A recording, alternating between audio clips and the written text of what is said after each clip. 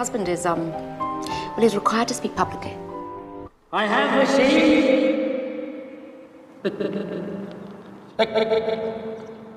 My husband has seen everyone. Insert them into your mouth. Enunciate. What was your earliest memory? I'm not here to discuss personal matters. Well, why are you here then? Because I bloody well stammer! They will come, and we will need a king whom we can all stand behind. He's afraid of his own shadow. Get up, you can't sit there, get up! Why not? It's a chair. That is St. Edward's chair. People have carved their names on Listen it. to me! Listen to me! Why should I waste my time listening to you? Because I have a voice! Yes, you do. Very good queen to a very great king. Forget everything else and just say it to me. The events begin in 1925. Bertie is very nervous before the public speech, but his wife Elizabeth is always there to support him. The courtiers encourage His Royal Highness, advising him not to rush. The royal announcer from BBC announced the start of the closing ceremony, which was attended by many high-ranking people from aristocratic circles. Bertie was invited to the airwaves to address the kingdom's subjects for the first time. The Duke is very nervous as he has major diction problems. The red light came on, indicating that the sound recording was on, and it was time to deliver the speech. Bertie tried very hard, but it didn't go well. He stuttered badly, which was an innate speech defect. The audience remained silent. Elizabeth couldn't hold back her tears. The story then takes us to 1934 in London. A doctor suggests that Bertie smoke to calm his nerves and overcome his stuttering. The doctor also asks the Duke to put glass balls in his mouth, as was done in ancient Greece. Seeing this, Elizabeth realizes that such treatment methods will not help her husband. As expected, Bertie, experiencing the doctor's dubious method of treatment, did not succeed. Bertie was desperate, not knowing what to do. However, Elizabeth was not about to give up. Soon she secretly visited a speech therapist's home. Lionel Logue greeted the woman casually. She told him about her husband's problem, who had already been treated by all the doctors in Britain. The problem is that he needs to speak in public. Perhaps he should change jobs. Elizabeth replied that her spouse could not do this because he is the Duke of York. Lionel was shocked to hear this. He only now realized that he was talking to Her Highness. Elizabeth appointed a meeting with the doctor at their residence. It turned out that the Duchess had reached the speech therapist through recommendations. He uses non-standard treatment methods, but this requires complete trust from the patient and equality. Therefore, the treatment sessions will take place here, on his territory. In the evening, Lionel told his family that he had an unusual visitor today. However, he had no right to give details, for the Duchess told him to keep it a secret. In the evening, Bertie's daughters asked him to tell them a fairy tale. Because of his stutter, it was very difficult for him, but he did it. The daughters were happy. Later, Elizabeth told her husband about Lionel and his unconventional methods of treatment. Bertie was not enthusiastic about the idea, as he was tired of useless attempts. Meanwhile, Lionel tried to audition for the local theater troupe. Lionel has excellent diction, but he was denied a role in the play because of his age. Elizabeth finally convinced her husband to visit the doctor. They were greeted by a boy who was also one of Lionel's patients. He used to be unable to say a word, but now he speaks almost freely. The doctor invited Bertie into his office. The atmosphere here was very different from the luxury to which the aristocrat was accustomed. It was unexpected for Bertie to be asked to tell a joke. Lionel behaved very casually and offered the patient tea. He disregarded titles and addressed the prince not as Your Highness but by his name. When Bertie smoked, Lionel strongly advised him to quit this habit. Bertie was puzzled because all the doctors he had visited before claimed that it relaxed the throat. Lionel asked Bertie to tell him about his earliest memory. The doctor paid no attention to the Duke's irascibility, who did not like personal questions. Lionel is convinced that Bertie did not always have a speech defect. Calming down, the Duke said that he began stuttering at around 4 years old. When speaking to himself, Bertie does not stutter. Lionel proposed a bet to the patient, assuring him that he would be able to read the text without stuttering right now. At the same time, the doctor intended to make a sound recording, putting headphones with music on Bertie. Thus the Duke could not hear what he was saying. However, Bertie considered all of this to be meaningless. He refused to listen to the recording of his own voice, saying that such methods of treatment did not suit him. Lionel still gave him the recording as a souvenir. King George V is recording his Christmas radio greeting. It is Bertie's turn. The Duke does not believe he can do it, but he is willing to try at his father's request. George V says that their family is in an extremely difficult situation. Bertie's brother, the future king, has divorced his wife and intends to marry a married woman. The king is strongly against this marriage. Hitler has come to power, and Europe is on the brink of war. If Bertie's brother continues to neglect his duty, he will have to become king himself. Bertie tried to read a speech for the radio broadcast, but he failed. In the evening, out of desperation, he finally listened to the recording of his voice given to him by the doctor. Surprisingly, Bertie spoke absolutely clearly on the recording. Elizabeth was shocked when she heard it. The next day, the couple returned to Dr. Lionel to continue treatment. Bertie promised to be a diligent patient. The Duke also asked the doctor to attend some of his public appearances. The sessions had to be daily for effectiveness. From now on, Lionel and Bertie practiced every day. Bertie began to have his first successes in public speaking. Elizabeth helped her husband in everything, participating in the treatment. Lionel used radical methods, but it was the only thing that could help Bertie. In 1936, Bertie met with his brother David. Now Bertie's speech was much clearer. King George V was very ill. The advisors read him royal decrees, but George could not understand anything because of his health condition. In the evening, David talked for a long time on the phone with his beloved Wallace. A dinner was held. Many aristocrats advised David not to marry Wallace and not to abdicate the throne. King George V passed away that same night. Now David must ascend the throne. The man burst into tears. Despite the disagreements, he loved his father. David does not know what to do. He does not want to leave his beloved woman for the throne. Bertie has no idea how to help his brother. The radio announced the king's demise. Soon Bertie paid a visit to Lionel, but not for a treatment session. They mourned the late king. Bertie, grieving for his father, cannot hold back his tears. It is a great relief for him that David has become king, but there are concerns that he may abdicate the throne soon.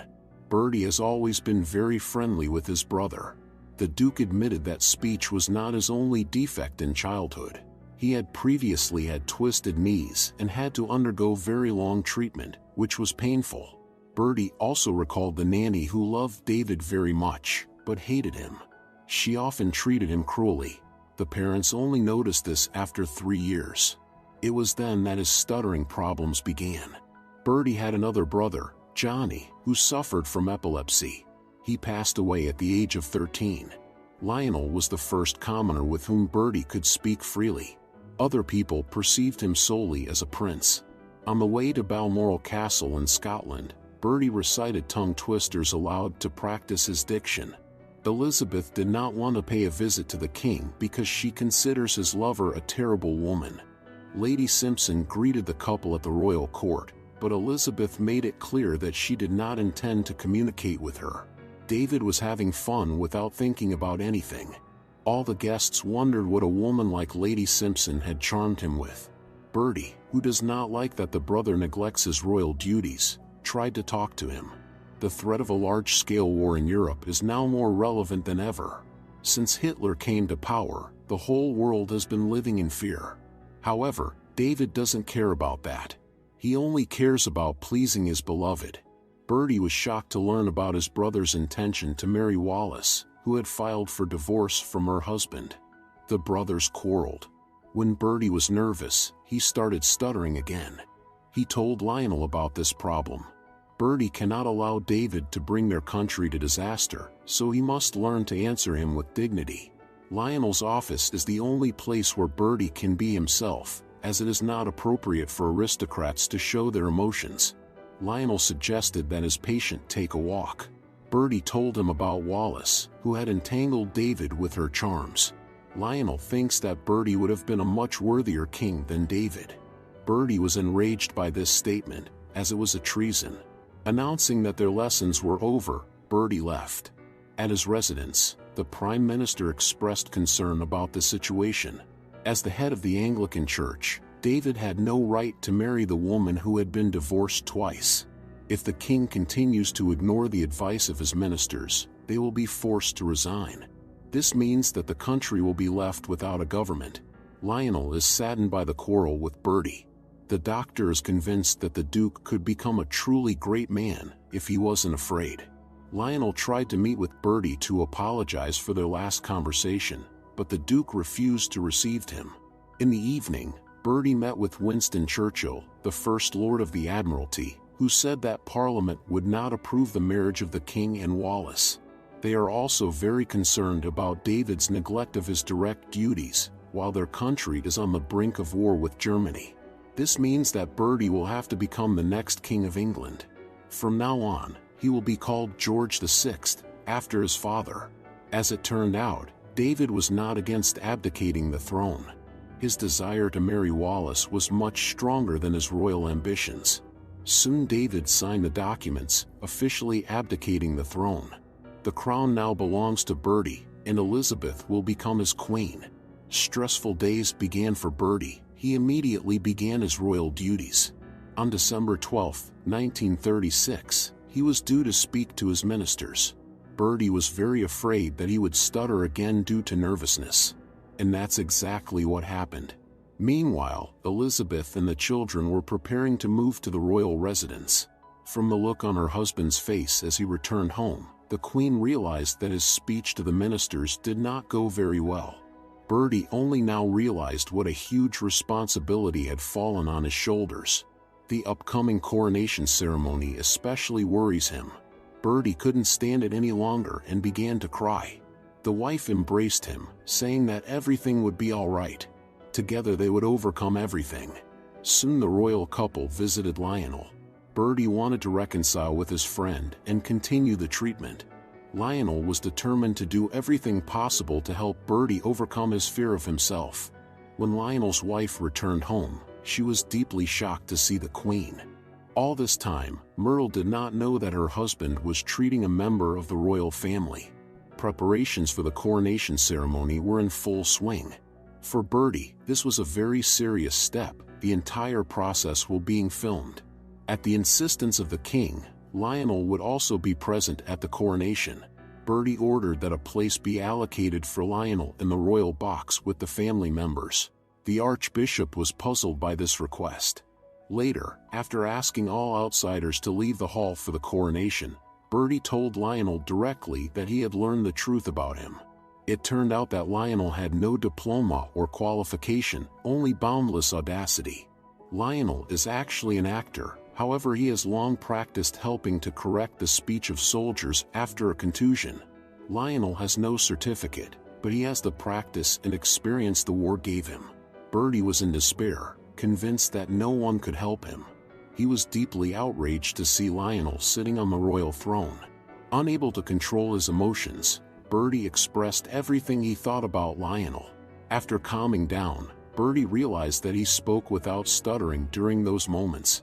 The archbishop approached and offered to replace Lionel with a certified specialist, but Bertie refused. Thank you, Bertie. They rehearsed the speech for the coronation ceremony for a long time. In the evening, the royal family watched Hitler's public speeches. With his speeches he made millions of people blindly follow him.